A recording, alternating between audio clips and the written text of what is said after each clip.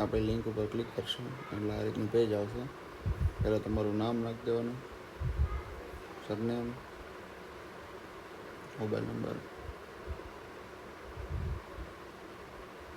Alternate નંબરમાં તમારે જે નાખવો એ નાખવાનો, બાકી ન નાખો તો હાલે. જીમેલ આઈડી નાખવી ફરજિયાત છે. આમાં તમારે જે પ્રોબ્લેમ આવ્યો હોય, ડિસ્પ્લે પ્રોબ્લેમ હોય, ડિસ્પ્લે પ્રોબ્લેમ એ બધું ક્યાંથી લીધી, આપણે દુકાન લીધી હોય તો રિટેલ શોપ નાખવાનું, એમેઝોન કે ફ્લિપકાર્ટમાં લીધું હોય તો એ નાખવાનું. આપણું પ્રોડક્ટ શું હતું, વોચ હતું તો આપણે સ્માર્ટ વોચ સિલેક્ટ કરી, એનું નામ નાખવાનું BSW05 લખેલું છે. મોડલનું નામ શું છે, નિંજા કોલિંગ 2. આપણે ગોતો નિંજા કોલિંગ 2, પછી એમાં લખેલી છે બાજુમાં કલર લખી નાખો ને, પછી જ જોજો કે કલરમાં હોય ચેન્જીસ ના આવે. નિંજા કોલિંગ 2, નિંજા કોલિંગ 2 પ્રો એવી રીતના હોય, તાજા મોડલ આવે. એટલે તમારે જે મોડલ હોય એ સિલેક્ટ કરજો.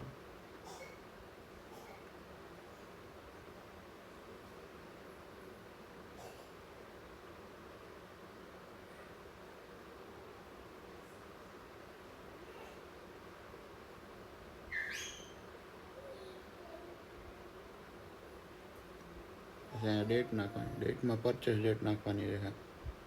હજી ખરીદી સમયે જે બિલમાં ડેટ હોય ને એ નાખવાની રહે.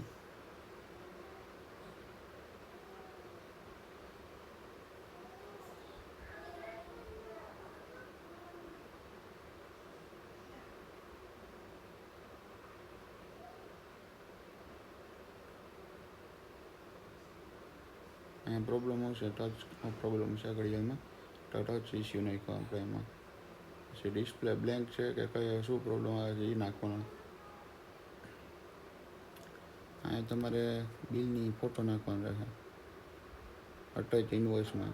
પછી પ્રોડક્ટ ફોટોમાં અને પ્રોડક્ટનો ફોટો પાડી નાખી દેવાનો કે આ પ્રોબ્લેમ આવે છે. અને વિડીયોમાં વધીને 3 સેકન્ડનો વિડીયો જ બનાવવાનો, અપલોડ કરવાનો.